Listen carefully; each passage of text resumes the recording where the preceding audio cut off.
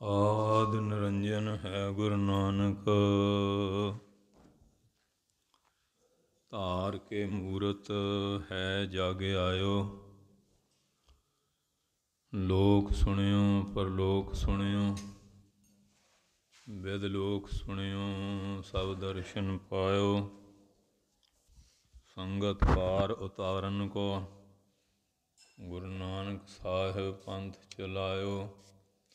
ਵਾਹਿਗੁਰੂ ਸ੍ਰੀ ਗੁਰੂ ਨਾਨਕ ਸਾਹਿਬ, ਧਾਰ ਕੇ ਮੂਰਤ ਹੈ ਜਗ ਆਇਓ। ਆਦਿ ਕਰੋ ਗੁਰਦੇਵ ਕੋ ਬੰਦਨ, ਵਾਹਿਗੁਰੂ ਮੁਖ ਮਾਹਿ ਉਚਾਰੀ। ਦੁਇ ਕਰ ਜੋਰ ਕਰੋ ਚਰਣਾ ਪਰ, ਜਾਉ ਸਦਾ ਗੁਰ ਕੋ ਬਲਿਹਾਰੀ। ਕਾਨ ਸੁਨੈ ਉਪਮਾ ਗੁਰ ਕੀ, ਗੁਰਮੂਰਤਿ ਧਿਆਨ ਹਿਰਦੈ ਮਹਿ ਧਾਰੀ। ਵਾਹਿਗੁਰੂ ਸ੍ਰੀ ਗੁਰੂ ਨਾਨਕ ਸਾਹਿਬ, ਸੇਵਕ ਸਰਣ ਗਏ ਦਰਬਾਰੀ। ਡੰਡੌਤ ਬੰਦਨ ਅਨਕ ਵਾਰ, ਸਰਬ ਕਲਾ ਸਮਰੱਥ। ਡੋਲਨ ਤੇ ਰਾਖੋ ਪ੍ਰਭੂ, ਨਾਨਕ ਦੇ ਕਰ ਹੱਥ। ਗਿਆਨ ਅੰਜਨ ਗੁਰ ਦੀਆ, ਅਗਿਆਨ ਅੰਧੇਰ ਵਿਨਾਸ਼।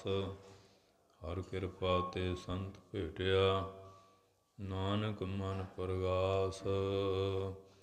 ਮੂਕ ਉਚਰੈ ਸ਼ਾਸਤਰ ਖਾਟ, ਪਿੰਗ ਗਿਰਨ ਚੜ੍ਹ ਜਾਏ। ਅੰਧ ਲਖੈ ਬਦਰੋ ਸੁਨੈ, ਜੋ ਕਾਲ ਕਿਰਪਾ ਕਰਾਏ।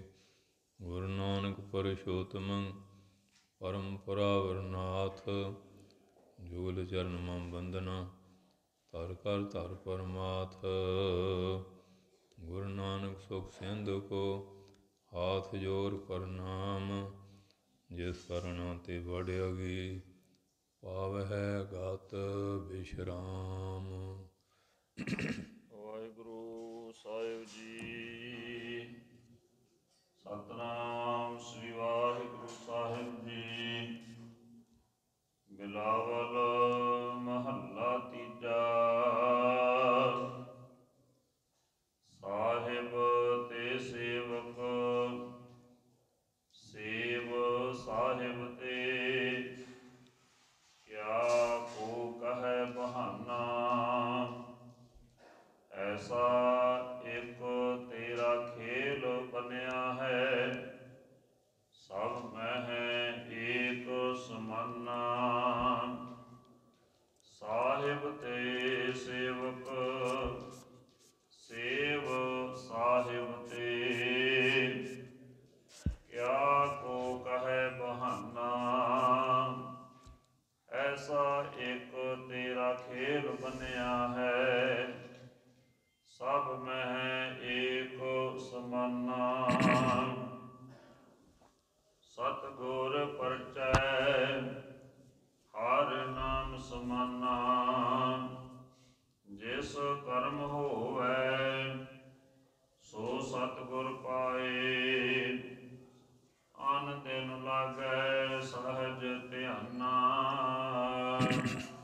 ਰਹਾਉ ਕਿਆ ਕੋਈ ਤੇਰੀ ਸੇਵਾ ਕਰੇ, ਕਿਆ ਕੋ ਕਰੇ ਅਭਿਮਾਨਾ।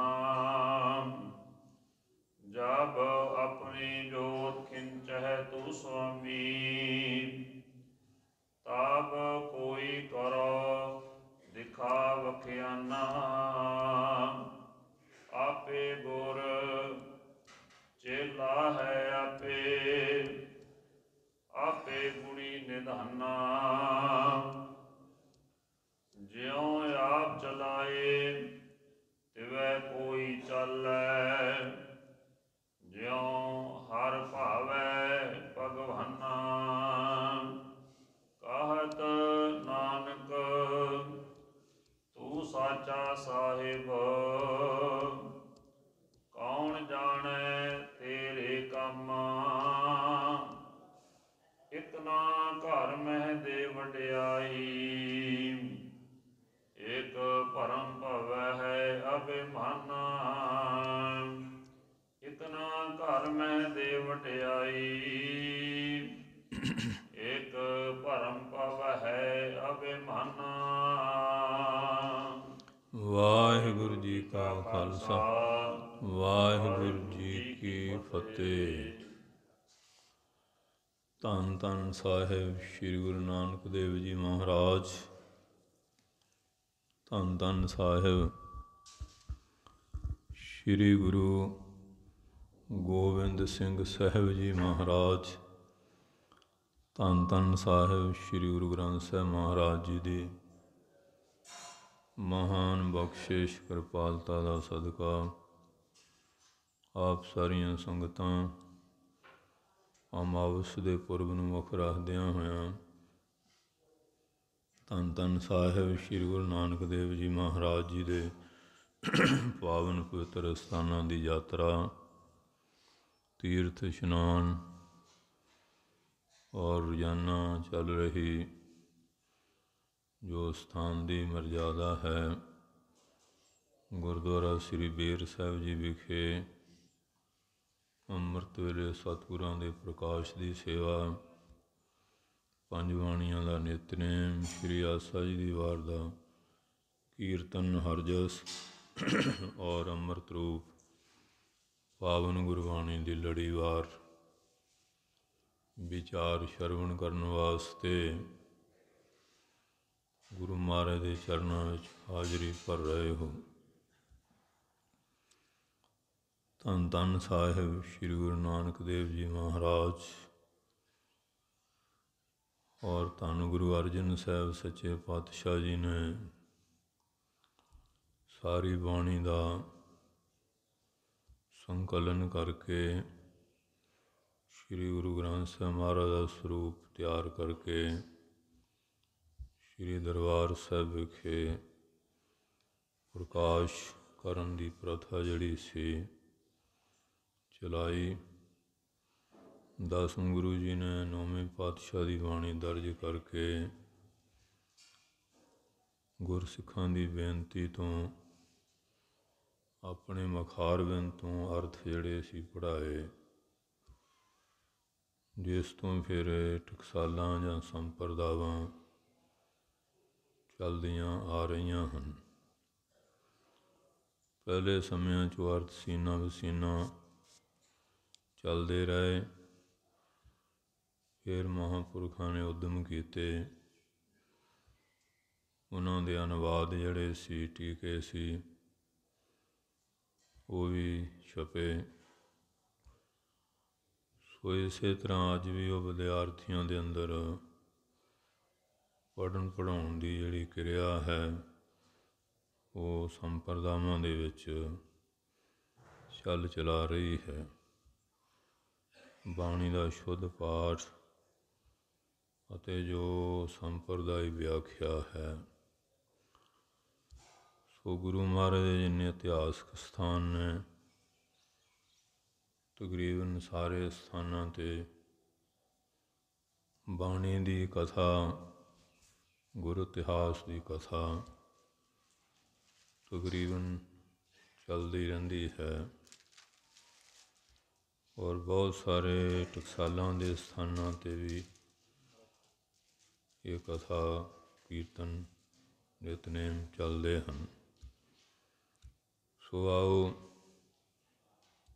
ਜੋ ਲੜੀਵਾਰ ਕਥਾ ਇਸ ਸਥਾਨ 'ਤੇ ਆਰੰਭ ਹੈ, ਬਿਲਾਵਲ ਰਾਗ ਵਿੱਚੋਂ ਸ਼ਬਦ ਆਪ ਜੀ ਨੇ ਗਿਆਨੀ ਜੀ ਤੋਂ ਸੁਣਿਆ ਹੈ।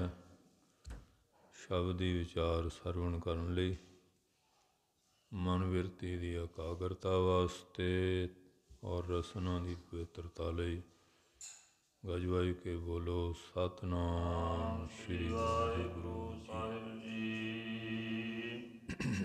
ਬਿਲਾਵਲ ਮਹੱਲਾ ਤੀਜਾ। ਬਿਲਾਵਲ ਰਾਗ ਦੀ ਬਾਣੀ ਹੈ। ਇਹ ਬੜਾ ਖੁਸ਼ੀ ਦਾ ਰਾਗ ਆ। ਬਹੁਤ ਸਾਰੇ ਰਾਗ ਜਿਹੜੇ ਆ ਉਹਨਾਂ ਦਾ ਸਮਾਂ ਨਿਸ਼ਚਿਤ ਆ, ਕਿਹੜੇ ਕਿਹੜੇ ਸਮੇਂ ਉਹ ਗਾਉਣੇ ਚਾਹੀਦੇ ਹਨ ਜਾਂ ਗਾਏ ਜਾਂਦੇ ਹਨ। ਸਿਆਣੇ ਜਿਹੜੇ ਰਾਗੀ ਐ ਇਸ ਚੀਜ਼ ਨੂੰ ਸਮਝਦੇ ਆ। ਤੇ ਬਾਕੀ ਬਿਲਾਵਲ ਰਾਗ ਹਰ ਸਮੇਂ ਗਾਇਆ ਜਾ ਸਕਦਾ ਹੈ। ਬਿਲਾਵਲ ਨਾਮ ਹੀ ਖੁਸ਼ੀ ਦਾ ਹੈ। ਸੋ ਬਿਲਾਵਲ ਰਾਗ ਵਿੱਚ ਤੀਸਰੇ ਪਾਤਸ਼ਾਹ ਸ਼ਬਦ ਉਚਾਰਨ ਕਰਦੇ ਹਨ। ਸਾਹਿਬ ਤੇ ਸੇਵਕ, ਸਾਹਿਬ ਤੇ ਸੇਵਕ, ਜਿਵੇਂ ਮਾਤ ਪਿਤਾ ਬਿਨ ਜੈਸੇ ਬਾਲ ਨਾ ਹੋਈ, ਬਿੰਬ ਬਿਨਾ ਕੈਸੇ ਕੱਪੜੇ ਧੋਈ। ਕਿਉਂਕਿ ਪੁੱਤਰ ਦਾ ਜਨਮ ਮਾਤਾ ਪਿਤਾ ਦੁਆਰਾ ਹੀ ਹੈ। ਕਿ ਪਾਣੀ ਸਾਬਣ ਬਿਨਾ ਬਸਤਰ ਸਾਫ਼ ਕਿਵੇਂ ਕਰਾਂਗੇ, ਜੀਲ ਬਿਨਾ ਰਵਾਬ ਕਿਵੇਂ ਵੱਜੇਗੀ, ਮਿਹਰਾਬ ਤੋਂ ਬਿਨਾ। ਇਸੇ ਤਰ੍ਹਾਂ ਹੀ ਗੁਰੂ ਤੋਂ ਸੇਵਕ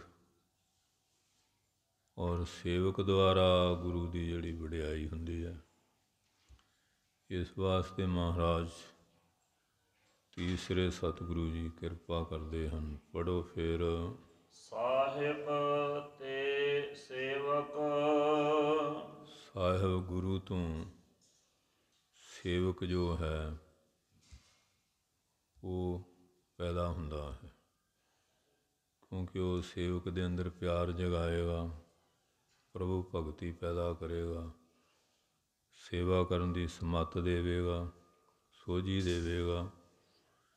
ਇਸ ਵਾਸਤੇ ਸਾਹਿਬ ਤੋਂ ਸੇਵਕ ਜਿਹੜਾ ਹੈ ਉਹਦੇ ਅੰਦਰ ਸੇਵਾ ਵਾਲਾ ਭਾਵ ਪ੍ਰਗਟ ਹੁੰਦਾ ਹੈ। ਸੇਵ ਸਾਹਿਬ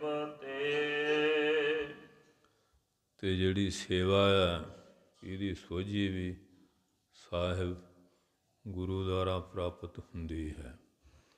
ਹੁਣ ਇਹ ਤਾਂ ਆਪਾਂ ਕਹਿ ਦਿਆਂਗੇ ਕਿ ਅਸੀਂ ਗੁਰੂ ਗ੍ਰੰਥ ਸਾਹਿਬ ਜੀ ਨੂੰ ਮੰਨਦੇ ਹਾਂ।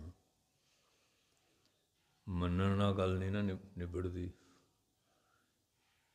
ਇਹਨੂੰ ਮੰਨਣ ਦੀ ਵੀ ਜਾਂਚ ਸਿੱਖਣੀ ਹੈ, ਇਹਦੀ ਸੇਵਾ ਕਿਵੇਂ ਕਰਨੀ ਹੈ। ਇਹ ਸੌਖਾ ਕੰਮ ਨਹੀਂ।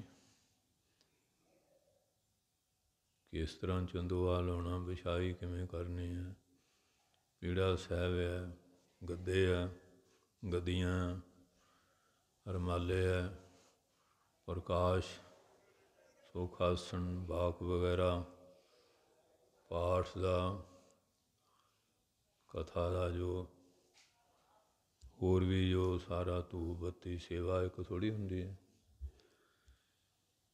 ਇਸੇ ਤਰ੍ਹਾਂ ਗੁਰੂ ਦੀ ਸੇਵਾ ਵੀ ਸੋਝੀ ਲੈਣੀ ਪੈਂਦੀ ਹੈ। ਅਸਥਾਨ ਦੀ ਸੇਵਾ ਦਾ ਵੀ, ਨਿਸ਼ਾਨ ਦੀ ਸੇਵਾ ਵੀ ਹੈਗੀ ਹੈ।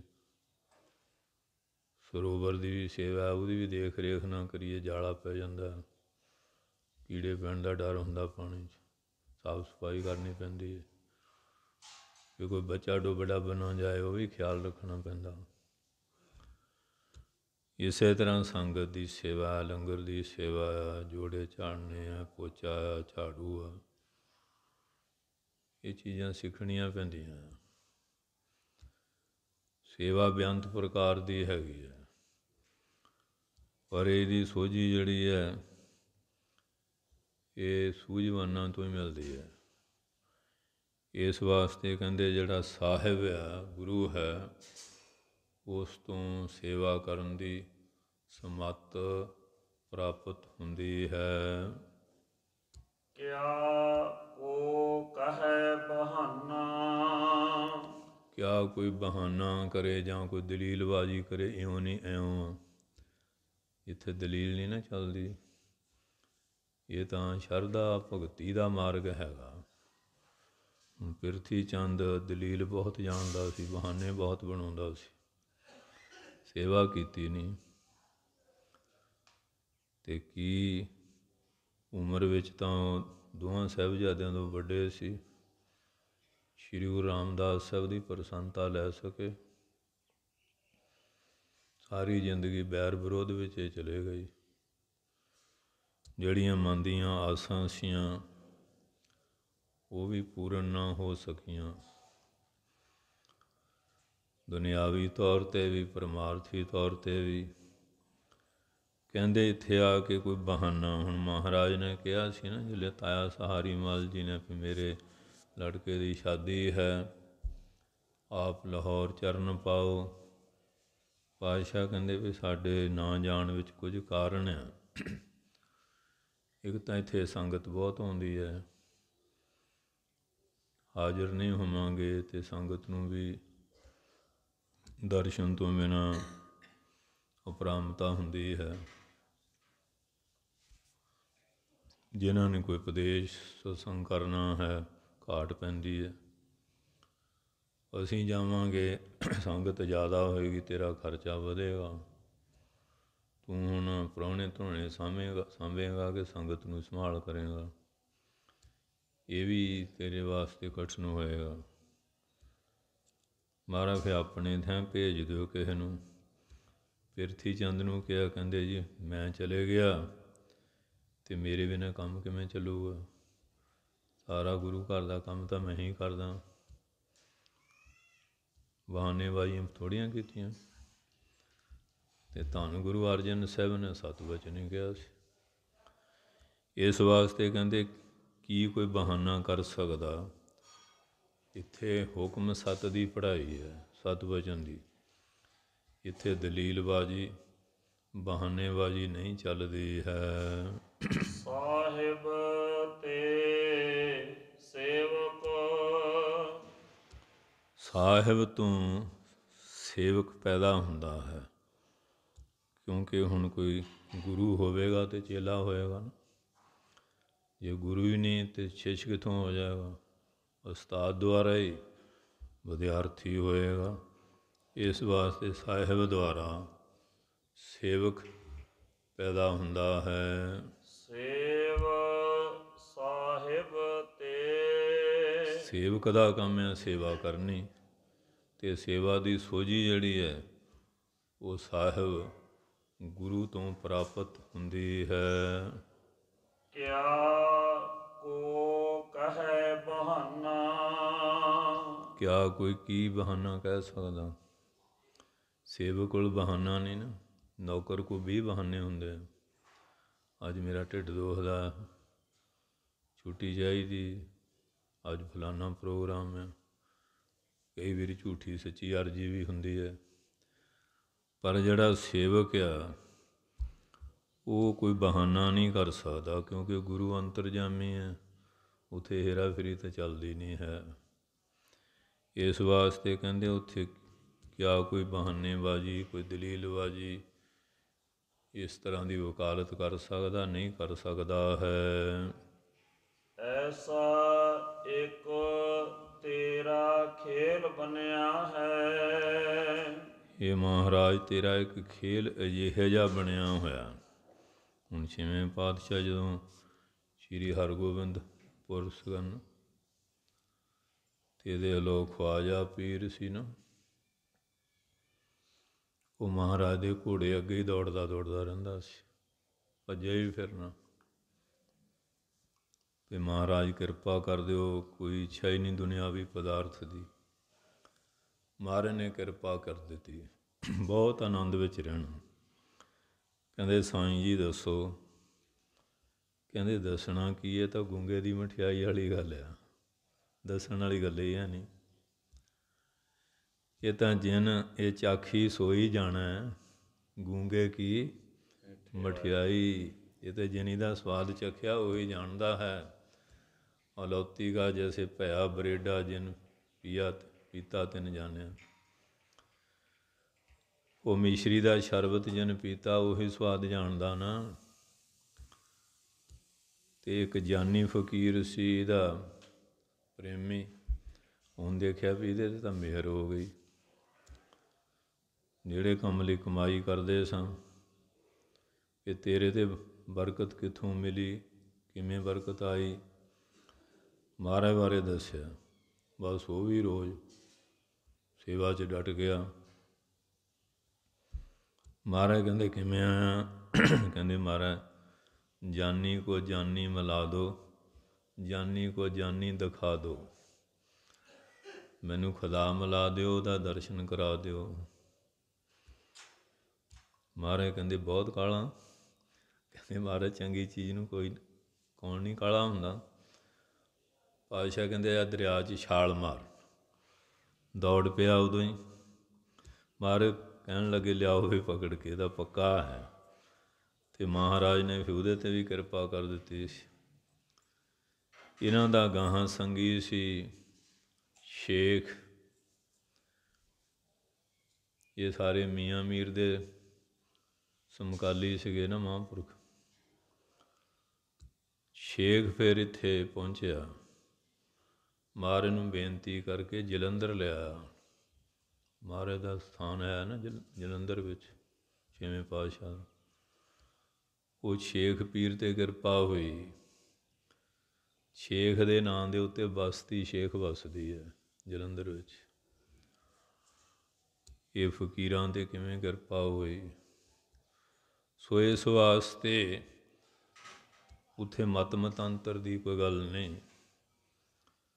ਜਿਹੜਾ ਵੀ ਗੁਰੂ ਕੀ ਸ਼ਰਨ ਵਿੱਚ ਆ ਕੇ ਸਤਿਵਚਨ ਦੀ ਪੜ੍ਹਾਈ ਕਰਦਾ ਹੈ, ਸੇਵਕ ਬਣ ਕੇ ਸੇਵਾ ਕਰਦਾ ਹੈ, ਉਸ 'ਤੇ ਮਹਾਰਾਜ ਦੀ ਬਖਸ਼ਿਸ਼ ਹੋ ਜਾਂਦੀ ਹੈ। ਜਿਵੇਂ ਇੱਥੇ ਵੀ ਸਾਈਂ ਅੱਲਾ ਦਿੱਤਾ ਜੀ ਸੀਗੇ, ਉਹਨਾਂ 'ਤੇ ਕਿਰਪਾ ਹੋਈ ਹੈ।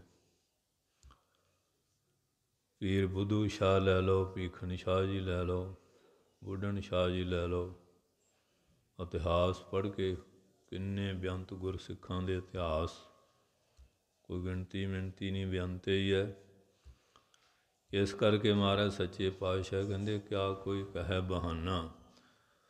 ਉੱਥੇ ਬਹਾਨੇਬਾਜ਼ੀ ਦੀ ਗੱਲ ਨਹੀਂ ਕਹਿ ਸਕਦਾ ਹੈ, ਉੱਥੇ ਤਾਂ ਸਤਿਵਚਨ ਦੀ ਪੜ੍ਹਾਈ ਹੈ। ਐਸਾ ਇੱਕ ਤੇਰਾ ਖੇਲ ਬਣਿਆ ਹੈ। ਹੇ ਮਹਾਰਾਜ ਜੀ, ਤੁਹਾਡਾ ਇੱਕ ਐਸਾ ਖੇਲ ਅਸਚਰਜ ਕੌਤਕ ਬਣਿਆ ਹੋਇਆ ਹੈ। ਸਭ ਮਹਿ ਏਕ ਸਮਾਨਾ। ਤੁਸੀਂ ਸਾਰਿਆਂ 'ਚ ਆਤਮਾ ਕਰਕੇ ਇੱਕ ਸਾਰ ਸਮਾਏ ਹੋਏ ਹੋ। ਚੀਟੀ ਤੇ ਕੁੰਚਰ ਸਥੂਲਾ, ਸਭ ਪਰ ਕਿਰਪਾ ਦ੍ਰਿਸ਼ਟ ਕਰ ਫੂਲਾ। ਤੁਹਾਡੀ ਜਿਹੜੀ ਜੋਤ ਹੈ ਉਹ ਸਾਰਿਆਂ ਦੇ ਅੰਦਰ ਇੱਕ ਸਮਾਨ ਸਮਾਈ ਹੋਈ ਹੈ। ਸਤਿਗੁਰ ਪਰਚੈ ਹਰਿ ਨਾਮ ਸਮਾਨਾ। ਜਿਨ੍ਹਾਂ ਦਾ ਸਤਿਗੁਰੂ ਨਾਲ ਪਰਚਾ ਪ੍ਰੇਮ ਪੈ ਗਿਆ ਨਾ, ਉਹ ਫਿਰ ਨਾਮ ਦੀ ਕਮਾਈ ਕਰਕੇ, ਕਬੀਰ ਸਾਹਿਬ ਦੇ ਕਹਿਣ ਵਾਂਗੂ, ਕਬੀਰ ਤੂੰ ਤੂੰ ਕਰਤਾ ਤੂੰ ਹੁਆ, ਮੁਝ ਮੈਂ ਰਹਾ ਨਾ ਹੂੰ। ਜਬ ਆਪਾ ਪਰ ਕਾ ਮਿਟ ਗਿਆ, ਜਤ ਦੇਖਾਂ ਤਤ ਤੂੰ। ਉਹ ਤੋਂ ਬਿਨਾਂ ਤਾਂ ਫਿਰ ਨਜ਼ਰ ਹੀ ਨਹੀਂ ਆਉਂਦਾ। ਉਹਦੀ ਕਮਾਈ ਕਰਦੇ ਕਰਦੇ ਉਸੇ ਦਾ ਰੂਪ ਹੋ ਗਿਆ। ਕਿਉਂ ਧਿਆਨ ਸਾਧਨਾ ਤਾਂ ਕਰਨੀ ਪੈਂਦੀ ਹੈ ਨਾ, ਫਿਰ ਇਹ ਗੱਲ ਬਣਦੀ ਹੈ। ਉਹ ਬੁੱਧ ਦੇ ਜੀਵਨ 'ਚ ਇੱਕ ਪ੍ਰਸੰਗ ਆਉਂਦਾ ਹੈ, ਕਿਸੇ ਪ੍ਰੇਮੀ ਦਾ। ਕਹਿੰਦਾ ਜੀ ਮੇਰਾ ਧਿਆਨ ਨਹੀਂ ਟਿਕਦਾ। ਮਹਾਂਪੁਰਸ਼ਾਂ ਦੇ ਜੁਦੇ ਜੁਦੇ ਢੰਗ ਹੁੰਦੇ ਹੈ, ਹਰ ਜਗਿਆਸੂ ਨੂੰ ਇੱਕੋ ਹੀ ਗੱਲ ਨਹੀਂ, ਜਿਹੋ ਜਿਹਾ ਉਹਨੂੰ ਉਸੇ ਢੰਗ ਨਹੀਂ ਸਮਝਾਉਣਾ ਪੈਂਦਾ ਹੈ। ਕਹਿੰਦੇ ਵੀ ਤੇਰਾ ਸਭ ਨੂੰ ਜ਼ਿਆਦਾ ਪਿਆਰ ਕਿਹੜੀ ਚੀਜ਼ ਨਾਲ ਆ? ਉਹ ਕਹਿੰਦਾ ਜੀ ਮੇਰਾ ਪਿਆਰ ਜ਼ਿਆਦਾ ਮੱਝ ਨਾਲ ਆ। ਬੁੱਧ ਨੇ ਕਿਹਾ ਵੀ ਇਹਦਾ ਮਨ ਮੱਝ ਦੇ ਧਿਆਨ ਨਾਲ ਛੇਤੀ ਟਿਕੂਗਾ। ਉਹ ਕਹਿੰਦੇ ਚੰਗਾ ਫਿਰ ਤੂੰ ਹੁਣ ਮੱਝ ਦਾ ਧਿਆਨ ਕਰਿਆ ਕਰ। ਉਹ ਕਰਦਾ ਰਿਹਾ, ਘਰ ਦੇ ਕਹਿਣ ਬਾਹਰ ਆ। ਕਹਿੰਦਾ ਮੈਂ ਤਾਂ ਮੱਝ ਹਾਂ, ਨਿਕਲਣਾ ਕਿ ਮੇਰੇ ਸਿੰਘ ਫਸ ਜਾਣਗੇ। ਉਹ ਕਹਿੰਦੇ ਮਹਾਰਾਜ ਚੰਗਾ ਤੁਸੀਂ ਉਪਦੇਸ਼ ਦਿੱਤਾ, ਉਹਦਾ ਘਰੋਂ ਹੀ ਨਹੀਂ ਨਿਕਲਦਾ। ਕਹਿੰਦੇ ਗੱਲ ਬਣ ਗਈ। ਕਿਉਂ ਧਿਆਤਾ ਧਿਆਨ ਤੇ ਹੁਣ ਇਹਦਾ ਧੇ ਬਣ ਗਿਆ ਨਾ। ਕਹਿੰਦੇ ਹੁਣ ਇਹਦੀ ਬਿਰਤੀ ਟਿਕ ਗਈ ਹੈ। ਕਹਿਣ ਲੱਗੇ ਬਾਹਰ ਆ ਜਾ। ਕਹਿੰਦੇ ਬਾਹਰ ਕਿਵੇਂ ਆਵਾਂ ਜੀ, ਮੇਰੇ ਸਿੰਘ ਫਸ ਜਾਣਗੇ। ਉਹ ਕਹਿੰਦੇ ਤੂੰ ਕੌਣ ਆ? ਕਹਿੰਦਾ ਮੈਂ ਮੱਝ ਹਾਂ। ਕਹਿੰਦੇ ਸ਼ੀਸ਼ਾ ਕੀਤਾ ਦੇਖ ਤਾਂ ਆ ਮੱਝ ਨਾਲ ਸ਼ਕਲ ਰਲਦੀ ਹੈ? ਅਖੇ ਨਹੀਂ। ਕਹਿੰਦੇ ਮੇਰੀ ਸ਼ਕਲ ਮਨੁੱਖ ਦੀ ਹੈ। ਕਹਿੰਦੇ ਇਹ ਤਾਂ ਇੱਕ ਤੇਰਾ ਧਿਆਨ ਟਿਕਾਉਣ ਦਾ ਬਹਾਨਾ ਜਿਹਾ ਬਣਾਇਆ ਸੀ। ਸੋ ਇਸ ਵਾਸਤੇ ਪਰ ਗੁਰਮਤ ਵਿੱਚ ਤਾਂ ਜ਼ਿਆਦਾ ਸ਼ਬਦ ਬਾਰੇ ਰੱਖਿਆ ਨਾ। ਗੁਰਮੂਰਤ ਗੁਰ ਸ਼ਬਦ ਹੈ। ਮੰਤਰੰ ਰਾਮ ਰਾਮ ਨਾਮੰ ਧਿਆਨੰ ਸਰਬੱਤਰ ਪੂਰਨ ਹੈ। ਇਹ ਤਾਂ ਉਹਨਾਂ ਦਾ ਆਪਣਾ, ਪਰ ਗੁਰੂ ਘਰ ਦਾ ਜਿਹੜਾ ਉਹ ਇਸ ਤਰ੍ਹਾਂ ਸਿਧਾਂਤ ਹੈ। ਸਤਿਗੁਰ ਪਰਚੈ ਹਰਿ ਨਾਮ ਸਮਾਨਾ। ਜਿਨ੍ਹਾਂ ਨੇ ਸਤਿਗੁਰੂ ਦੇ ਸ਼ਬਦ ਨਾਲ ਪ੍ਰੇਮ ਦਾ ਪਰਚਾ ਪਾ ਲਿਆ, ਉਹ ਸ਼ਬਦ ਦੀ ਕਮਾਈ ਕਰਦੇ ਕਰਦੇ, ਸ਼ਬਦ ਦਾ ਕੋਈ ਮਾਲਕ ਵੀ ਹੈ। ਸ਼ਬਦ ਨੂੰ ਕਿਸੇ ਨੇ ਪੈਦਾ ਕੀਤਾ ਹੀ ਹੈ। ਜਿਹੜਾ ਸ਼ਬਦ ਆ ਕਿਸੇ ਨੇ ਤਾਂ ਬੋਲਿਆ ਹੀ ਹੋਏਗਾ ਨਾ, ਆਪਣੇ ਆਪ ਹੀ ਥੋੜ੍ਹੀ ਹੋਇਆ। ਜਿਹਦਾ ਸ਼ਬਦ ਆ ਉਹ ਸ਼ਬਦ ਦੀ ਕਮਾਈ ਕਰਦਾ ਕਰਦਾ ਉਸ ਮਾਲਕ ਦੇ ਵਿੱਚ ਸਮਾ ਜਾਂਦਾ, ਅਭੇਦ ਹੋ ਜਾਂਦਾ ਹੈ। ਜਿਸ ਕਰਮ ਹੋਵੈ ਸੋ ਸਤਿਗੁਰ ਪਾਏ। ਜਿਹਦੇ 'ਤੇ ਕਰਮ ਕਿਰਪਾ ਹੁੰਦੀ ਆ ਅਕਾਲ ਪੁਰਖ ਜੀ ਦੀ, ਉਹ ਪੂਰੇ ਸਤਿਗੁਰੂ ਨੂੰ ਪਾਉਂਦਾ ਹੈ। ਕਿਉਂਕਿ ਉਹਦੀ ਕਿਰਪਾ ਤੋਂ ਬਿਨਾਂ ਤਾਂ ਮਨੁੱਖ ਦੇ ਹੀ ਨਹੀਂ ਮਿਲਦੀ। ਫਿਰ ਗੁਰਸਿੱਖ ਮਾਪੇ ਨਹੀਂ ਮਿਲਦੇ,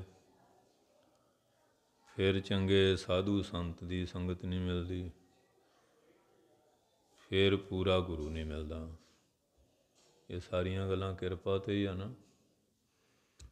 ਇਹ ਕਿਰਪਾ 'ਤੇ ਹੀ ਹੈ। ਕਿਉਂਕਿ ਪਹਿਲੀ ਗੱਲ ਤਾਂ ਮਨੁੱਖਿਆਂ ਨੂੰ ਮਿਲਣਾ ਬੜਾ ਔਖਾ। ਫਿਰ ਗੁਰਸਿੱਖਾਂ ਦੇ ਘਰ ਜਨਮ ਮਿਲਣਾ, ਅੰਮ੍ਰਿਤਧਾਰੀਆਂ ਦੇ, ਨਾਮ ਬਾਣੀ ਦੇ ਅਭਿਆਸੀਆਂ ਦੇ, ਚੰਗੇ ਮਹਾਂਪੁਰਖਾਂ ਦੀ ਸੰਗਤ ਮਿਲਣੀ, ਇਹ ਉਹਦੀ ਕਿਰਪਾ ਨਾਲ ਹੀ ਹੈ। ਇਸ ਵਾਸਤੇ ਕਹਿੰਦੇ ਜਿਹਦੇ 'ਤੇ ਕਰਮ ਕਿਰਪਾ ਹੁੰਦੀ ਹੈ। ਜਿਸ ਕਰਮ ਹੋਵੈ ਸੋ ਸਤਿਗੁਰ ਪਾਏ। ਜਿਹਦੇ 'ਤੇ ਨਿਰੰਕਾਰ ਦੀ ਕਰਮ ਕਿਰਪਾ ਹੋ ਜਾਏ, ਉਹ ਸਤਿਗੁਰੂ ਨੂੰ ਪਾ ਲੈਂਦੇ ਆ। ਕਈ ਵਾਰੀ ਫਿਰ ਗੁਰੂ ਪਰਖ ਵੀ ਕਰਦੇ ਨਾ। ਇਹ ਤਾਂ ਪਰਖ 'ਚ ਨਿਕਲ ਗਿਆ ਫਿਰ ਤਾਂ ਠੀਕ ਹੈ। ਭਗਤ ਪੀਪਾ ਜੀ ਨੂੰ ਸੂਰਜ ਸੈਨ ਰਾਜਾ ਬਹੁਤ ਮੰਨਦਾ ਸੀ। ਉਹ ਬ੍ਰਾਹਮਣਾਂ ਨੇ ਚੁੱਕ ਦਿੱਤਾ ਕਿ ਦੇਖੋ ਜੀ ਤੁਸੀਂ ਇਹਨੂੰ ਗੁਰੂ ਮੰਨਦੇ ਆ, ਇਹ ਤਾਂ ਕਈ ਵਾਰੀ ਇਹੋ ਜਿਹਾ ਕਰਤੱਵ ਕਰਦੇ ਆ, ਉਹੋ ਜਿਹਾ ਤਾਂ ਲੰਠ ਬੰਦੇ ਵੀ ਨਹੀਂ ਕਰਦੇ। ਉਹ ਜਿਹੜੀ ਰੋਜ਼ ਦੀ ਚੁੱਕ ਹੁੰਦੀ ਨਾ, ਉਹ ਬੜੀ ਮਾੜੀ ਹੁੰਦੀ ਹੈ। ਉਹ ਨਿਸ਼ਰਦਕ ਹੋ ਗਿਆ, ਹਾਲੇ ਕੱਚਾ ਸੀ। ਬੀਜ ਕੱਚਾ ਹੋਵੇ ਤਾਂ ਜੰਮਦਾ ਨਹੀਂ ਨਾ, ਪੱਕਾ ਹੋਵੇ ਫਿਰ ਹੀ ਜੰਮਦਾ। ਦਾਣਾ ਕੱਚਾ ਹੋਵੇ ਜੰਮਦਾ ਨਹੀਂ ਹੁੰਦਾ, ਦਾਣਾ ਪੱਕ ਜਾਏ ਫਿਰ ਹੀ ਜੰਮਦਾ ਹੁੰਦਾ। ਉਹ ਸਾਧ ਸੰਗਤ ਜੀ ਕਿਹਾ ਵੀ ਹੁਣ ਇਹਨੂੰ ਬਚਾਉਣਾ ਚਾਹੀਦਾ। ਕਿ ਚਲੋ ਆਪ ਜਾਂਦੇ ਹਾਂ, ਭੁੱਲਣ ਵਿੱਚ ਕੀਆ ਸਭ ਕੋਈ, ਕਰਤਾ ਆਪ ਨਾ ਭੁੱਲੈ। ਸਿੱਖ ਦਾ ਕੰਮ ਹੈ ਭੁੱਲ ਜਾਣਾ, ਗੁਰੂ ਦਾ ਕੰਮ ਹੈ ਉਹਨੂੰ ਭੁੱਲ ਦੂਰ ਕਰਕੇ ਮੰਜ਼ਿਲ 'ਤੇ ਪਹੁੰਚਾਉਣਾ। ਚਲੇ ਗਏ। ਸੇਵਾਦਾਰ ਨੂੰ ਕਿਹਾ ਵੀ ਭਗਤ ਪੀਪਾ ਜੀ ਆਏ ਆ। ਅੱਗੇ ਤਾਂ ਬੜੀ ਸ਼ਰਧਾ ਨਾਲ ਦੌੜ ਕੇ ਆਉਂਦਾ ਸੀ ਨਾ, ਭੇਟਾ ਰੱਖਣੀ, ਨਮਸਕਾਰ ਕਰਨੀ। ਹੁਣ ਸ਼ੰਕੇਵਾਦੀ ਹੋ ਗਿਆ ਸੀ, ਸ਼ੰਕੇਵਾਦੀ ਹੋ ਗਿਆ ਸੀ। ਫਿਰ ਸਾਧ ਸੰਗਤ ਜੀ ਕਹਿੰਦਾ ਵੀ ਉਹਨਾਂ ਨੂੰ ਕਹਿ ਦਿਓ ਕਿ ਉਹ ਪੂਜਾ ਕਰ ਰਹੇ ਆ ਮੰਦਰ ਵਿੱਚ। ਹੁਣ ਕਦੀ ਕੋਈ ਇਤਰਾ, ਕਦੀ ਕੋਈ। ਇਹ ਕਹਿੰਦਾ ਜੁੱਤੀ ਟੁੱਟ ਗਈ ਹੈ,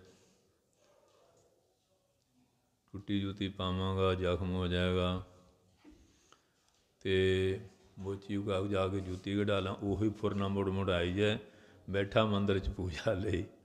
ਉਹ ਹੁਣ ਅੰਤਰਜਾਮੀ ਸੀ। ਉਹ ਕਹਿੰਦੇ ਰਾਜੇ ਨੂੰ ਕਹਿ ਦਿਓ ਤੂੰ ਪੂਜਾ ਨਹੀਂ ਕਰ ਰਿਹਾ, 3 ਘੰਟੇ ਹੋ ਗਏ ਤੂੰ ਤਾਂ ਮੋਚੀ 'ਤੇ ਜੁੱਤੀ ਗੰਢਾ ਰਿਹਾ ਹੈ।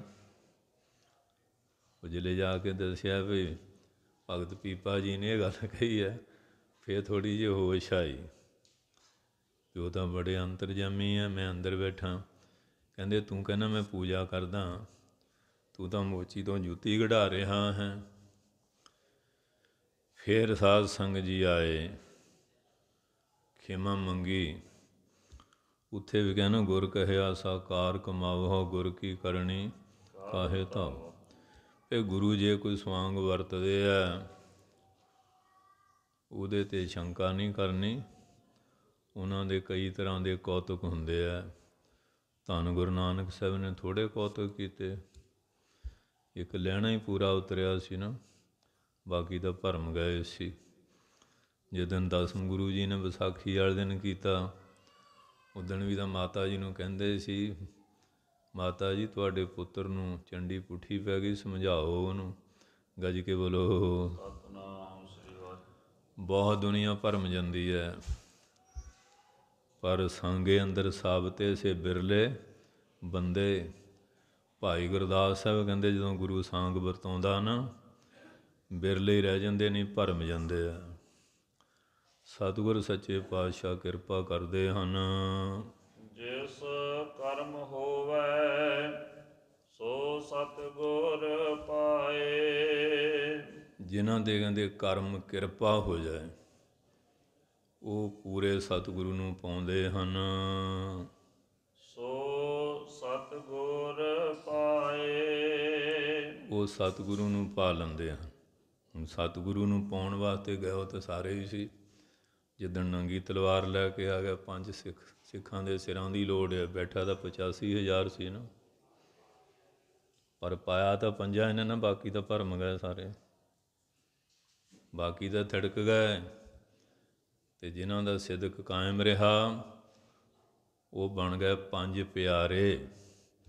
ਉਹਨਾਂ ਨੂੰ ਮਹਾਰਾਜ ਨੇ ਕਿਹਾ 5 ਪਰਵਾਨ 5 ਪ੍ਰਧਾਨ, ਪੰਚੇ ਪਾਵਹਿ ਦਰਗਹਿ ਮਾਨ। ਮਾਨ ਪਾ ਲਿਆ। ਅੱਜ ਸਿੱਖਾਂ ਦਾ ਕੋਈ ਸਮਾਗਮ ਹੈ ਜਿਹੜਾ 5 ਪਿਆਰਿਆਂ ਤੋਂ ਬਿਨਾਂ ਸੰਪੂਰਨ ਹੋਵੇ? ਕੋਈ ਹੈ ਸਮਾਗਮ?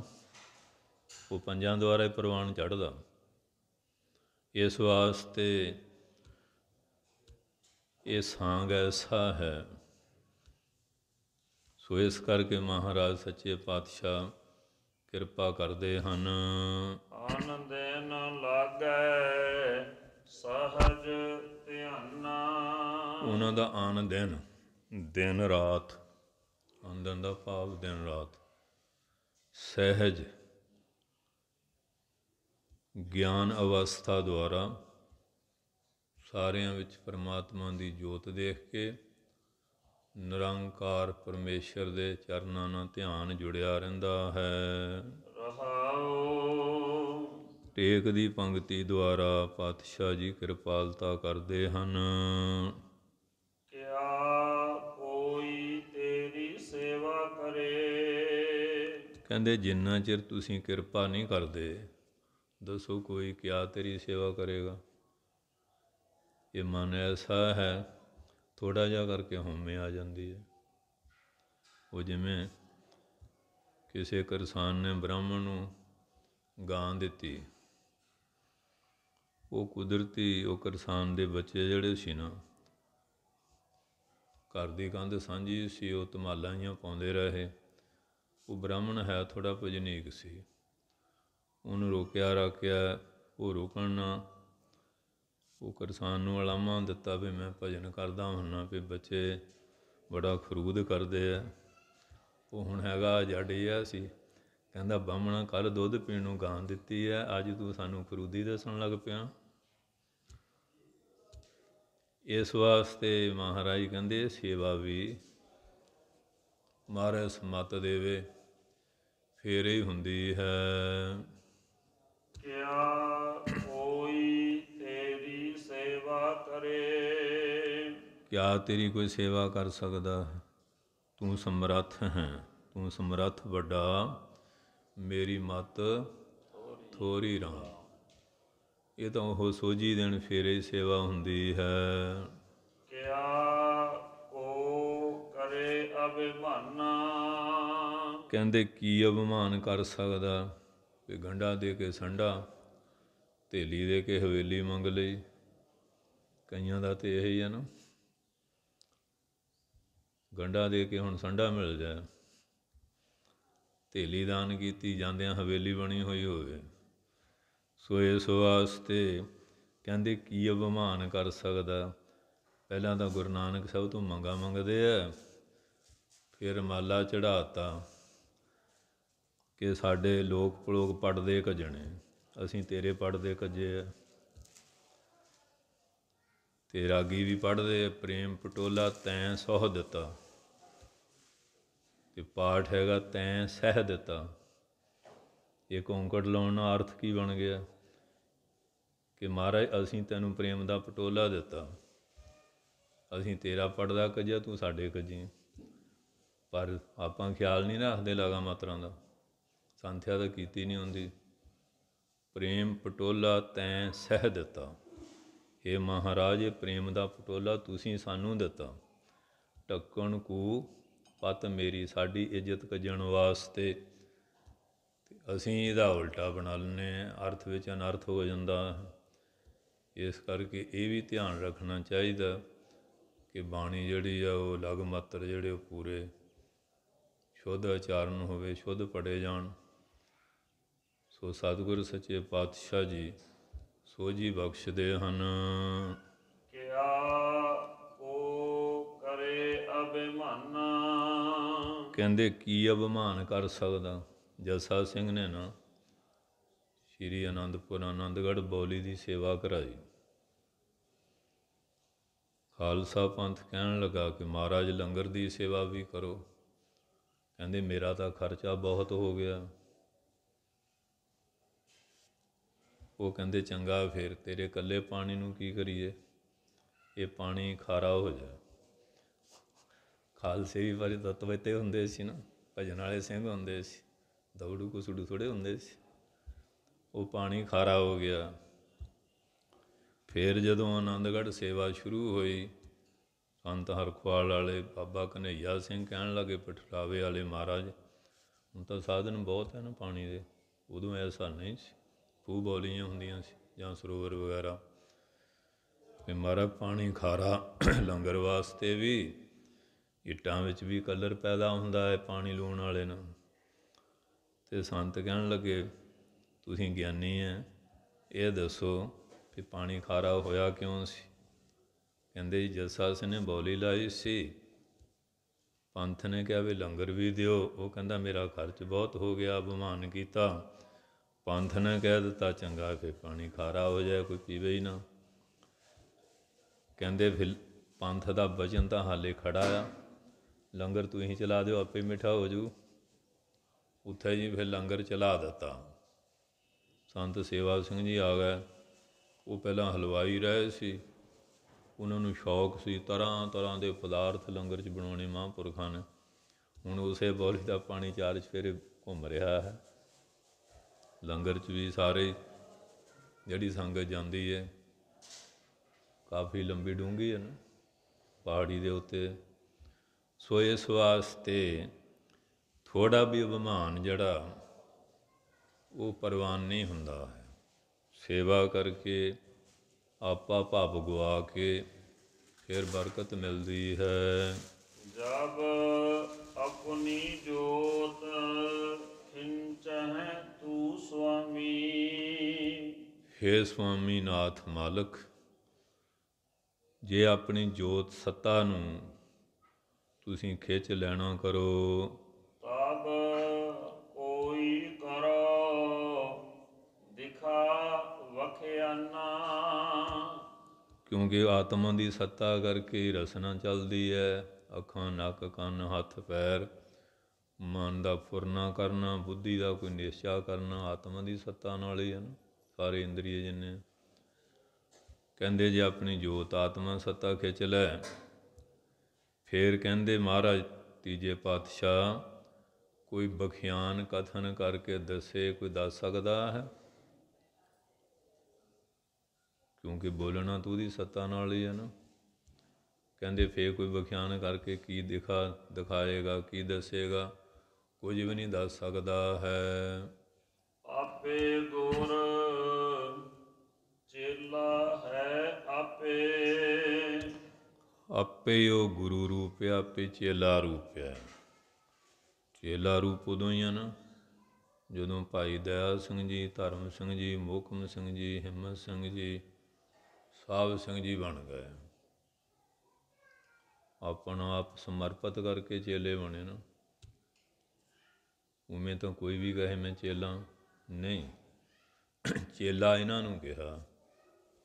ਆਪੇ ਗੁਰੂ ਰੂਪ ਹੈ, ਆਪੇ ਪੰਜਾਂ ਪਿਆਰਿਆਂ ਵਾਂਗ ਕਸਵੱਟੀ ਤੇ ਪੂਰੇ ਉਤਰ ਕੇ ਚੇਲਾ ਰੂਪ ਹੈ। ਆਪੇ ਗੁਰ ਚੇਲਾ ਹੈ ਆਪੇ।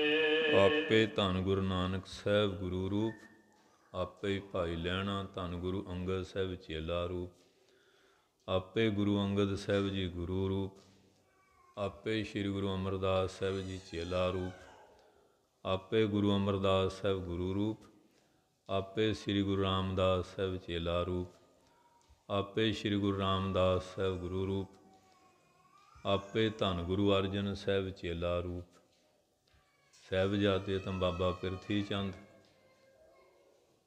ਔਰ ਮਹਾਦੇਵ ਜੀ ਵੀ ਸੀ।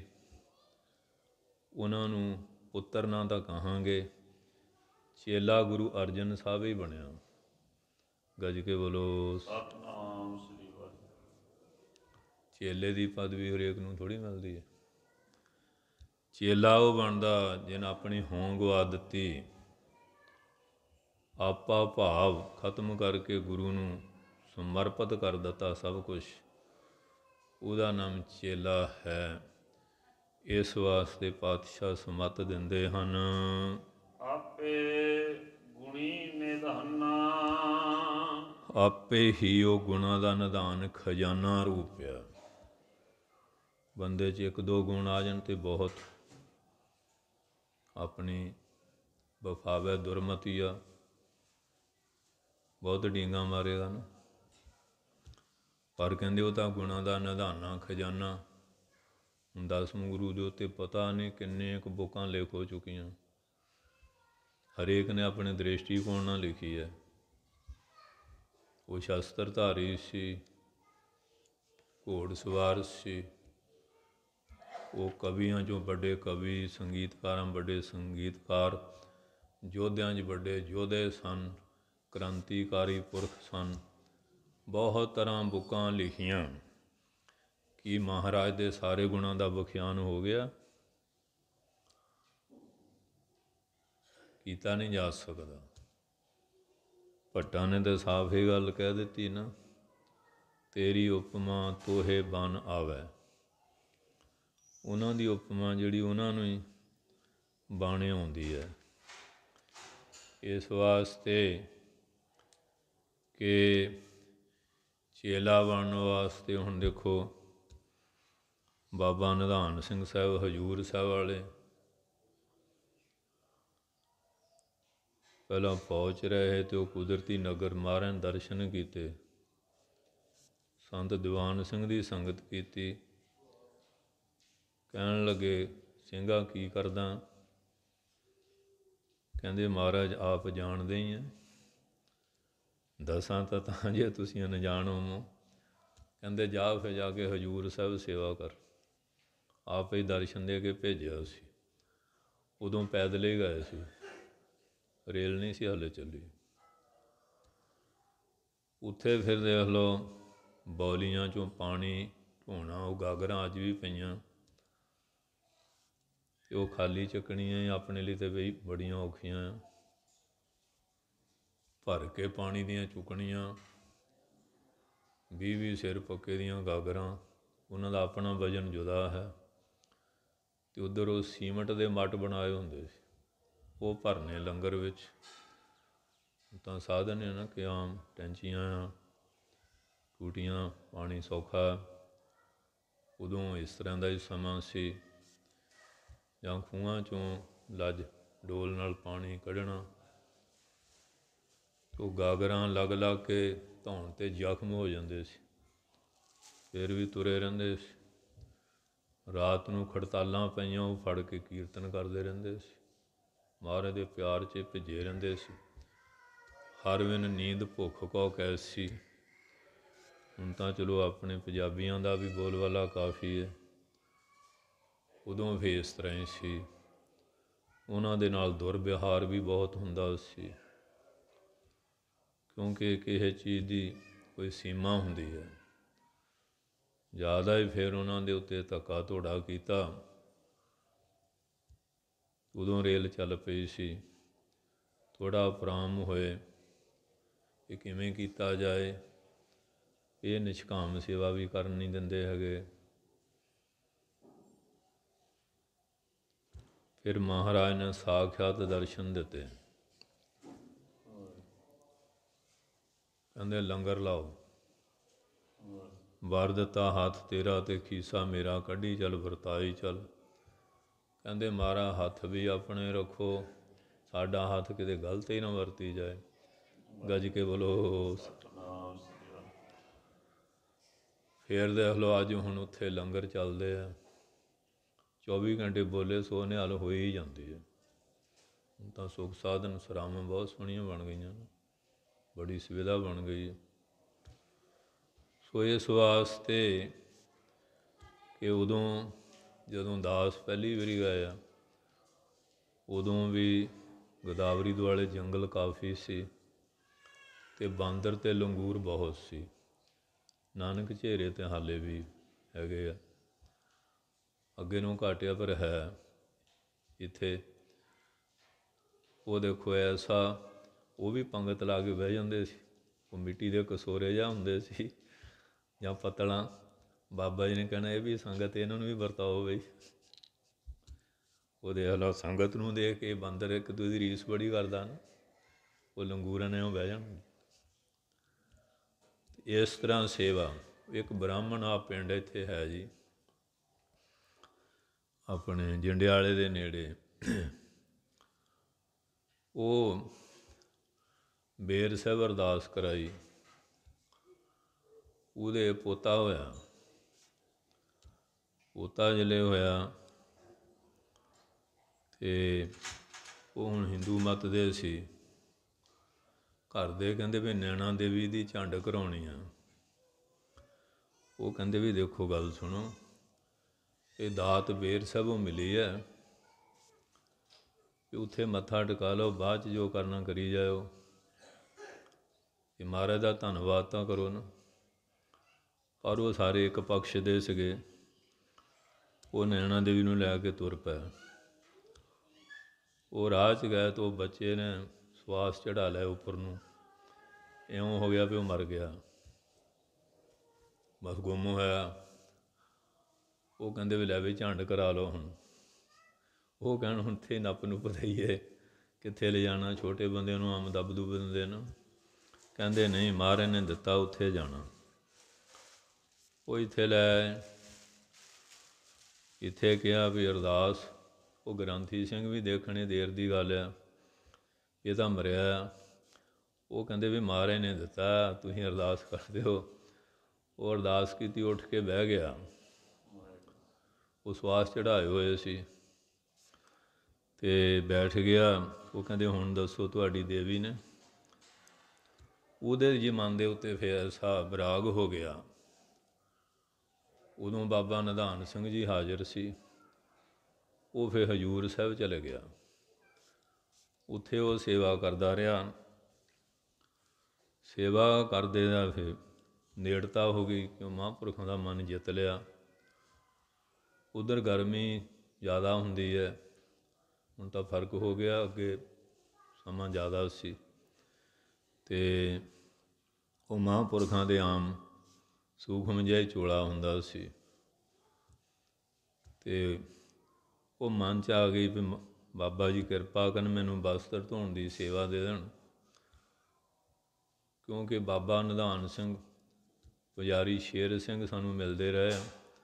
ਉਹਨੇ ਦੱਸਿਆ ਵੀ ਮੈਂ 27 ਸਾਲ ਰਿਹਾ, ਕਦੀ ਦਿਨ ਰਾਤ ਉਹਨਾਂ ਨੂੰ ਸੁੱਤੇ ਨਹੀਂ ਦੇਖਿਆ। ਸਾਰੀ ਰਾਤ ਆਰਾਮ ਕੁਰਸੀ 'ਤੇ ਬੈਠੇ ਹੁੰਦੇ ਸੀ ਵੀ ਦਸਮ ਪਾਤਸ਼ਾਹ ਦੀ ਸੰਗਤ ਹਰ ਵੇਲੇ ਕੋਈ ਭੁੱਖਾ ਨਾ ਚੱਲ ਜਾਏ, ਨੰਗਾ ਪਿਆਸਾ ਹਾਜ਼ਰੀ। ਉਹ ਫਿਰ ਜਾਣੀ ਜਾਣ ਸੀਗੇ, ਉਹ ਚੋਲਾ ਲਾ ਕੇ ਕਹਿੰਦੇ ਆ ਲੈ ਧੋ ਲਿਆ। ਉਹ ਫਿਰ ਜੇਬਾਂ ਫਰੋਲਣ ਲੱਗ ਪਿਆ, ਕੋਈ ਪੈਸੇ ਨਾ ਹੋਣ, ਨੋਟ ਨਾ ਭੇਜਿਆ। ਸੰਤ ਬੈਠੇ ਮੁਸਕਰਾਉਂਦੇ ਸੀ ਪਰੇ, ਕਹਿੰਦੇ ਪੰਡਤਾ ਕੀ ਦੇਖਦਾ? ਕਹਿੰਦੇ ਮਹਾਰਾਜ ਦੇਖਦਾ ਕੋਈ ਰੁਪਈਆ ਭੇਜਣਾ ਜਾਏ। ਕਹਿੰਦੇ ਇਹਦੇ ਵਿੱਚ ਤਾਂ ਕੁਛ ਨਹੀਂ, ਉਹ ਤਾਂ ਜਿਹੜੇ ਮਹਾਰਾਜ ਦਾ ਬਚਨ ਹੈ ਨਾ, ਹੱਥ ਤੇਰਾ ਤੇ ਖੀਸਾ ਮੇਰਾ, ਉਦੋਂ ਹੀ ਆਉਂਦੇ ਹੁੰਦੇ ਆ। ਗੱਜ ਕੇ ਬੋਲੋ। ਕਹਿੰਦੇ ਮਹਾਰਾਜ ਉਦੋਂ ਭੇਜ ਦਿੰਦੇ ਹੁੰਦੇ ਆ। ਇਸ ਤਰ੍ਹਾਂ ਮਤਲਬ ਬੜੇ ਕੌਤੁਕ ਹੁੰਦੇ ਆ। ਫਿਰ ਸੰਤ ਹਰਨਾਮ ਸਿੰਘ ਸੀ, ਉਹਨਾਂ 'ਤੇ ਉਹਨਾਂ ਨੇ ਕਿਰਪਾ ਕੀਤੀ। ਜਦੋਂ ਫਿਰ ਸਮਾਉਣ ਲੱਗੇ, ਉਹ ਕੋਲ ਬੈਠੇ ਸੀ। ਆਕਾਸ਼ ਤੋਂ ਇੱਕ ਚਿੱਟੇ ਦੁੱਧ ਨਾਲੋਂ ਵੀ ਚਿੱਟੇ ਰੰਗ ਦੀ ਲਾਈਟ ਆਈ ਉਹਨਾਂ ਦੇ ਚਿਹਰੇ 'ਤੇ, ਜਿਵੇਂ ਉਹਨਾਂ ਦੀ ਆਤਮਾ ਉਹਦੇ 'ਚ ਪ੍ਰਵੇਸ਼ ਕਰਕੇ ਉੱਪਰਲੇ ਮੰਡਲਾਂ ਨੂੰ ਚਲੇ ਗਈ। ਮਹਾਂਪੁਰਖ ਜਿਹੜੇ ਕਮਾਈਆਂ ਵਾਲੇ ਆ, ਸੇਵਾ ਕਿਵੇਂ, ਬਾਬਾ ਮੰਝ ਦਾ ਇਤਿਹਾਸ ਉਹਨੇ ਦੂਜੀ ਵਾਰੀ ਦੁਹਰਾ ਦਿੱਤਾ।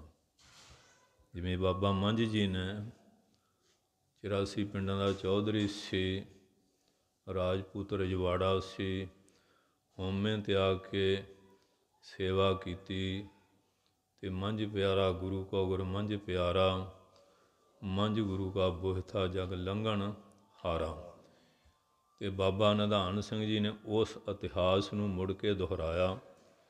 ਕਿਸ ਢੰਗ ਨਾਲ? ਗੁਰੂ ਨਾਨਕ ਸਾਹਿਬ ਕਲਗੀਆਂ ਵਾਲੇ ਪਾਤਸ਼ਾਹ ਦੇ ਲੰਗਰ ਦੀ ਸੇਵਾ ਕਰਕੇ ਮਾਣ ਲਿਆ। ਅੱਜ ਅਸੀਂ ਗੱਲਾਂ ਨਾ ਮਾਣ ਚਾਹੁੰਦੇ ਹਾਂ, ਪਰ ਉਹਨਾਂ ਨੇ ਘਾਲਣਾ ਘਾਲ ਕਰਕੇ, ਕਮਾਈਆਂ ਕਰ ਕਰਕੇ ਇਹ ਸਤਿਕਾਰ ਪਿਆਰ ਗੁਰੂ ਘਰ 'ਚੋਂ ਪ੍ਰਾਪਤ ਕੀਤੇ ਹਨ। ਆਪੇ ਗੁਰ ਚੇਲਾ ਹੈ ਆਪੇ, ਆਪੇ ਗੁਰੂ ਸਰੂਪ ਹੈ, ਆਪੇ ਬਖਸ਼ਿਸ਼ ਕਰਕੇ ਉਹ ਚੇਲਾ ਰੂਪ ਬਣ ਜਾਂਦੇ ਹਨ। ਆਪੇ ਗੁਣੀ ਨਿਧਾਨਾ, ਆਪ ਹੀ ਗੁਣਾਂ ਦੇ ਨਿਧਾਨ ਖਜ਼ਾਨਾ ਰੂਪ ਹਨ। ਜਿਉ ਆਪ ਚਲਾਏ ਤਿਵੈ ਕੋਈ ਚਾਲੈ, ਜਿਵੇਂ ਆਪ ਚਲਾਉਂਦੇ ਆ। ਜਿਹੜਾ ਗੁਰਸਿੱਖ ਆ ਨਾ, ਸਿੱਖ ਤਾਂ ਅਸੀਂ ਸਾਰੇ ਕਹਾਉਂਦੇ ਆ, ਗੁਰਸਿੱਖ ਸਾਰੇ ਨਹੀਂ ਹੁੰਦੇ। ਜਿਹਨੂੰ ਗੁਰੂ ਦੀ ਸਿੱਖਿਆ ਧਾਰ ਲਈ ਉਹਦਾ ਨਾਮ ਗੁਰਸਿੱਖ ਆ। ਕਹਾਈ ਤਾਂ ਅਸੀਂ ਸਾਰੇ ਜਾਣੇ ਸਿੱਖ ਆ, ਅਤੇ ਗੁਰੂ ਧਾਰਿਆ ਨਹੀਂ ਹੈਗੇ ਨਗੁਰੇ ਆ, ਅਤੇ ਫਿਰ ਗੁਰਸਿੱਖ ਕਿਵੇਂ ਹੋਏ? ਗੁਰਸਿੱਖ ਤਾਂ ਉਹ ਆ ਨਾ ਜਿਹਨੂੰ ਗੁਰੂ ਦੀ ਸਿੱਖਿਆ ਨੂੰ ਧਾਰ ਲਿਆ, ਗੁਰੂ ਕੇ ਆਦਰਸ਼ ਦੇ ਉੱਤੇ ਚੱਲਿਆ। ਕਹਿੰਦੇ ਉਹੋ ਹੀ ਫਿਰ ਚੇਲਾ ਕਹਾਉਂਦਾ ਹੈ। ਜਿਉ ਹਰਿ ਭਾਵੈ ਭਗਵਾਨਾ, ਜਿਵੇਂ ਹਰੀ ਭਗਵਾਨ ਨੂੰ ਭਾਉਂਦਾ, ਉਹ ਸਿੱਖ ਉਹਨਾਂ ਦੇ ਆਦਰਸ਼ ਉੱਤੇ ਚੱਲਦਾ ਹੈ। ਗੁਰੂ ਦਾ ਜਿਹੜਾ ਬਚਨ ਹੈ ਨਾ, ਉਹਦੇ ਅਨੁਕੂਲ ਜਿਹੜੇ ਚੱਲਦਾ, ਉਹ ਫਿਰ ਚੇਲਾ ਗੁਰੂ ਦਾ ਰੂਪ ਬਣ ਜਾਂਦਾ ਹੈ। ਕਹਤ ਨਾਨਕ ਤੂੰ ਸਾਚਾ ਸਾਹਿਬ, ਮਹਾਰਾਜ ਕਹਿੰਦੇ ਤੀਜੇ ਪਾਤਸ਼ਾਹ ਤੂੰ ਸੱਚਾ ਸਾਹਿਬ ਆ। ਹੁਣ ਕੁੜਮਤ ਅੱਜ ਵੀ ਬਹੁਤ ਹੈਗੇ ਆ, ਪਰ ਚੇਲਾ ਕੁੜਮਤ ਗੁਰੂ ਅਮਰਦਾਸ ਹੀ ਬਣਿਆ ਨਾ। ਇਹ ਸੌਖੀ ਗੱਲ ਨਹੀਂ, ਬਹੁਤ ਔਖੀ ਹੈ। ਉਹਦਾ ਬਰਾਬਰ ਮੋਢੇ ਨਾਲ ਮੋਢਾ ਡਾਹ ਕੇ ਬੈਠੂਗਾ ਨਾ, ਮੈਂ ਤੇਰਾ ਕੁੜਮ, ਅਤੇ ਮੈਂ ਤੇਰੀਆਂ ਗਾਗਰਾਂ ਢੋਵਾਂ, ਮੈਂ ਤੇਰੇ ਭਾਂਡੇ ਮਾਂਜਾਂ, ਮੈਂ ਤੇਰੇ ਝਾੜੂ ਦੇਵਾਂ, ਤੇਰੇ ਪੋਚੇ ਫੇਰਾਂ। ਅਤੇ ਲੋਕ ਥੋੜ੍ਹਾ ਬਕੜਵਾਦ ਕਰਦੇ ਸੀ, ਆ ਟੁੱਕ ਵਾਸਤੇ ਇੱਥੇ ਬੈਠਾ। ਬਹੁਤ ਬਕੜਵਾਸ ਕਰਦੇ ਸੀ। ਪਰ ਧੰਨ ਲੋਕ ਟੰਬ ਸਭੂ ਤੇ ਤੋਰਿਆ ਤੋ ਆਪਨ ਬੇਢੀ ਆਵੈ ਹੋ। ਇਸ ਕਰਕੇ ਧੰਨ ਗੁਰੂ ਅਮਰਦਾਸ ਸੱਚੇ ਪਾਤਸ਼ਾਹ ਇਸ ਤਰ੍ਹਾਂ ਚੇਲਾ ਰੂਪ ਹੋ ਕੇ ਵਰਤੇ। ਪਹਿਲਾਂ ਆਪ ਮਿਸਾਲ ਕਾਇਮ ਕੀਤੀ ਅਤੇ ਦੁਨੀਆ ਨੂੰ ਦਿਖਾਇਆ ਵੀ ਇਉਂ ਚੇਲੇ ਬਣੀਦਾ।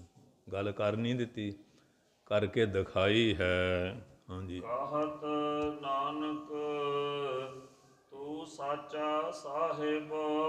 ਹੇ ਸੱਚੇ ਪਾਤਸ਼ਾਹ, ਦੁਨੀਆ ਤੇ ਸਾਹਿਬ ਤਾਂ ਬਹੁਤ ਬਣੇ ਫਿਰਦੇ ਆ, ਤੂੰ ਸੱਚਾ ਸਾਹਿਬ ਆ। ਕਈ ਤਾਂ ਸਾਹਿਬ ਬਣ ਕੇ ਅਗਲਿਆਂ ਦਾ ਖੂਨ ਪੀ ਰਿਹਾ ਨਾ, ਜੋਕਾਂ ਦੇ ਚਿੱਚੜ ਬਣੇ ਹੋਏ ਆ। ਆਹ ਦੇਖੋ ਤਾਂ ਦੁਨੀਆ ਜਾ ਜਾ ਕਿਵੇਂ ਬਾਰਡਰਾਂ 'ਤੇ ਬੈਠੀ ਹੈ, ਸੂਲੀ ਟੰਗਿਆ ਹੋਇਆ ਕਿ ਨਹੀਂ ਸੰਸਾਰ ਨੂੰ, ਪਰਜਾ ਨੂੰ। ਪਰ ਉਹ ਸੱਚਾ ਸਾਹਿਬ ਆਪਾ ਕੁਰਬਾਨ ਕਰਕੇ ਵੀ ਦੁਆਿਆਂ ਨੂੰ ਸੁੱਖ ਦਿੰਦਾ ਹੈ।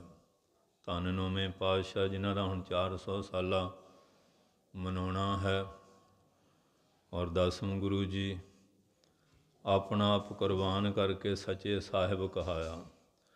ਇਸ ਵਾਸਤੇ ਤੂੰ ਸੱਚਾ ਸਾਹਿਬ ਹੈ। ਕੌਣ ਜਾਣੈ ਤੇਰੇ ਕੰਮ। ਤੇਰੇ ਕਾਰਜ ਜਿਹੜੇ ਕੰਮ ਕੌਤਕ ਆ, ਇਹਨਾਂ ਨੂੰ ਕੌਣ ਜਾਣ ਸਕਦਾ। ਇਹ ਤਾਂ ਜਿਨ੍ਹਾਂ ਨੂੰ ਸਮੱਤ ਦੇਵੇ ਉਹੀ ਤੇਰੇ ਕੌਤਕਾਂ ਨੂੰ ਸਮਝਦੇ ਹਨ। ਇਕ ਨਾ ਘਰ ਮਹਿ ਦੇ ਵਡਿਆਈ। ਇੱਕ ਉਹਨਾਂ ਨੂੰ ਜਿਨ੍ਹਾਂ ਨੇ ਆਪਣੇ ਘਰ ਹਿਰਦੇ 'ਚ ਬਿਰਤੀ ਨੂੰ ਟਿਕਾ ਕੇ ਆਤਮਾ ਪਦ ਨੂੰ ਪ੍ਰਾਪਤ ਕਰ ਲਿਆ ਹੈ, ਉਹਨਾਂ ਨੂੰ ਤੁਸੀਂ ਵਡਿਆਈ ਦਿੰਦੇ ਹੋ। ਇੱਕ ਭਰਮ ਪਵ ਹੈ ਅਭਿਮਾਨਾ। ਇੱਕ ਆਪਣੇ ਹੰਕਾਰ ਵਿੱਚ, ਭਰਮਾਂ ਵਿੱਚ ਭਵੇ ਘੁੰਮਦੇ ਫਿਰਦੇ ਹਨ, ਕਿਉਂਕਿ ਮਨ 'ਚ ਕੋਈ ਟਿਕਾਏ ਹੀ ਨਹੀਂ ਹੈ। ਕੋਈ ਧਿਆਨ ਦਾ, ਭਜਨ ਦਾ, ਬਾਣੀ ਦਾ, ਸਿਮਰਨ ਦਾ ਕੋਈ ਆਨੰਦ ਆਇਆ ਹੀ ਨਹੀਂ ਹੈ। ਕਹਤ ਨਾਨਕ ਤੂੰ ਸਾਚਾ ਸਾਹਿਬ। ਮਹਾਰਾਜ ਸੱਚੇ ਪਾਤਸ਼ਾਹ ਕਹਿੰਦੇ, ਹੈ ਗੁਰੂ ਨਾਨਕ ਸਾਹਿਬ, ਧੰਨ ਗੁਰੂ ਅੰਗਦ ਸਾਹਿਬ ਜੀ, ਆਪ ਸੱਚੇ ਸਾਹਿਬ ਹੋ। ਕੌਣ ਜਾਣੈ ਤੇਰੇ ਕੰਮ। ਇਹ ਪਾਤਸ਼ਾਹ ਜਿਹੜੇ ਜਿਹੜੇ ਤੁਸੀਂ ਕੌਤਕ ਕੀਤੇ ਹਨ, ਇਹਨਾਂ ਨੂੰ ਸਮੱਤ ਦਿੱਤੇ ਤੋਂ ਬਿਨਾਂ ਕੌਣ ਜਾਣ ਸਕਦਾ। ਨਹੀਂ, ਜਿਨ੍ਹਾਂ 'ਤੇ ਤੁਸੀਂ ਕਿਰਪਾ ਕਰਦੇ ਹੋ ਉਹੀ ਤੇਰੇ ਚੋਜਾਂ ਨੂੰ, ਤੇਰੀਆਂ ਲੀਲਾ ਨੂੰ, ਤੇਰੇ ਕੌਤਕਾਂ ਨੂੰ ਜਾਣਦੇ ਹਨ। ਇਕ ਨਾ ਘਰ ਮਹਿ ਦੇ ਵਡਿਆਈ।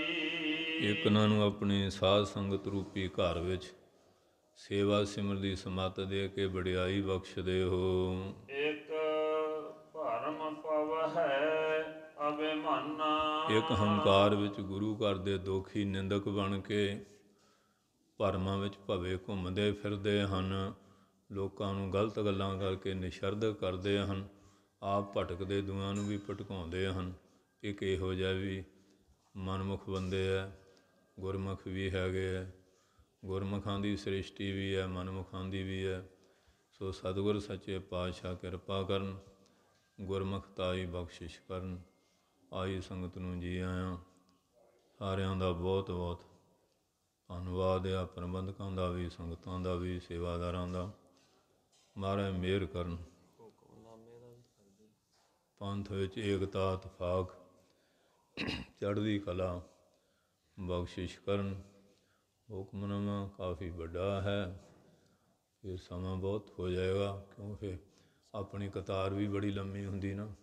ਫਿਰ ਰਾਗੀ ਸਿੰਘਾਂ ਦੀ ਵੀ ਸੇਵਾ ਹੁੰਦੀ ਹੈ, ਉਹ ਫਿਰ ਦੇਖਦੇ ਰਹਿੰਦੇ ਵਿਚਾਰੇ ਕਿ ਹੁਣ ਬੈਠੀਏ, ਕੀਰਤਨ ਕਰੀਏ ਕਿਵੇਂ। ਅਤੇ ਇਸ ਕਰਕੇ ਫਿਰ ਹੁਣ ਸਾਰੀ ਬਾਣੀ ਹੁਕਮ ਰੂਪ ਹੀ ਹੈ। ਜਿੰਨੀ ਵੀ ਬਾਣੀ ਹੈ ਇਹ ਸਾਰਾ ਉਹਦਾ ਹੁਕਮ ਹੀ ਹੈ। ਸੋ ਮਹਾਰਾਜ ਸੱਚੇ ਪਾਤਸ਼ਾਹ ਮਿਹਰ ਕਰਨ। ਇਹ ਉਪਦੇਸ਼ ਇੰਨਾ ਹੀ ਹਿਰਦੇ 'ਚ ਵਸ ਜਾਏ ਬਹੁਤ ਆ। ਵਾਹਿਗੁਰੂ ਜੀ ਕਾ ਖਾਲਸਾ, ਵਾਹਿਗੁਰੂ ਜੀ ਕੀ ਫਤਿਹ।